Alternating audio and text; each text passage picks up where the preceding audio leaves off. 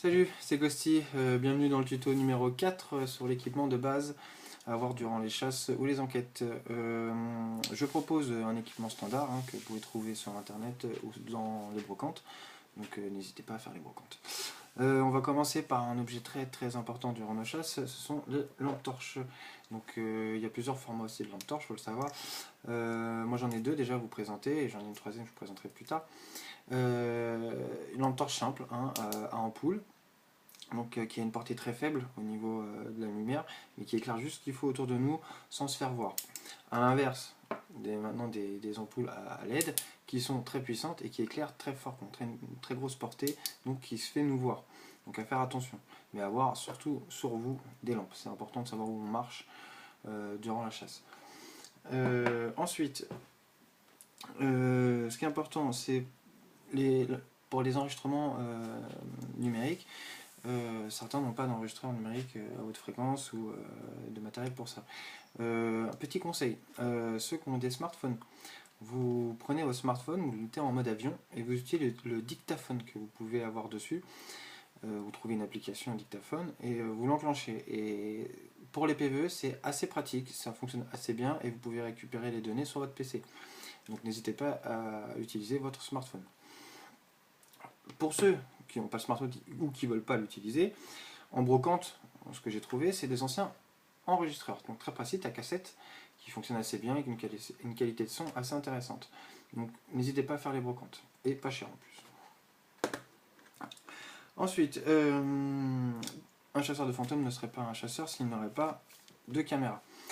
Les caméras, donc il faut avoir au moins une caméra. Si vous n'avez pas de caméra nocturne, je montrerai dans d'autres tutos comment faire des lumières UV ou lumière verte avec une caméra de façon à avoir moins de lumière et de voir différemment avec la caméra, d'avoir une grosse flash blanc ou un gros truc qui éblouit toute la pièce.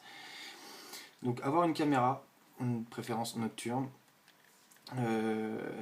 et de filmer un max. Faire attention quand vous faites vos séquences vidéo, au mouvement, au bruit que vous allez pouvoir faire en bougeant ou en frottant avec la chasse.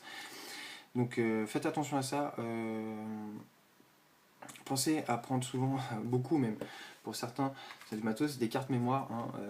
N'hésitez pas aussi à prendre des cartes mémoire, voire un petit sac en acheter de 2 Go, 4 Go, mettre de côté, de les préparer au cas où il n'y a plus. Pareil pour les batteries, pensez à acheter une ou deux batteries, de façon à pouvoir avoir un maximum de vidéos pour avoir des preuves et pour pouvoir vous les analyser ou les faire diffuser. Moi pour ma part, sur le nocturne, caméra nocturne, j'ai un cadeau de mon papa, j'ai cette caméra, une vieille Sony nocturne, super, qui fonctionne super bien, à cassette, bon à l'ancienne c'est vrai, et qui fonctionne super bien. C'est avec ça qu'après je retraite les vidéos et que je vous les diffuse pour vous, et c'est quand même des caméras qui fonctionnent assez bien, qui ont une bonne autonomie, qui coûtent justement pas cher et qui se trouvent assez facilement, pareil, ou en brocante, ou sur eBay, ou le Bon Coin, vous pouvez les trouver, n'hésitez pas. J'en ai deux comme ça que j'arrive à faire fonctionner assez souvent.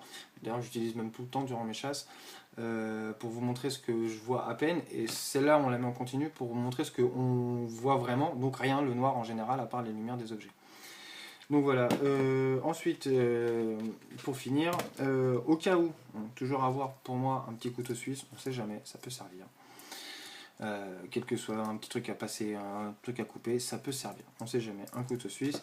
Et donc je reviens au côté sécurité bien sûr, le sifflet de sécurité à avoir dans son gilet ou dans la tenue qu'on a, ou dans une pochette bien rangée où on peut l'avoir à portée, et le gilet jaune qui est dans mon gilet tactique, avoir aussi toujours à portée de main, ou aussi pour certains qui préfèrent l'avoir directement sur eux ou sous la veste, comme ça vous avez juste enlevé votre veste et vous l'avez.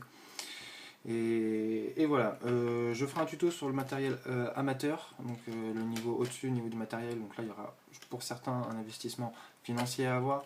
Donc voilà, je ferai comme je fais sur ma page, je mettrai les articles, enfin mes articles d'amateurs sur ma page pour vous dire les prix et vous pouvez les trouver. Et à chaque fois que je mettrai les tutos, je mettrai les objets en conséquence pour chacun, pour ceux qui veulent évoluer ou pas dans la chasse aux fantômes. Voilà, n'hésitez pas à me donner vos avis ou si vous avez besoin de conseils, vous pouvez me retrouver sur ma page. Salut, bonne soirée!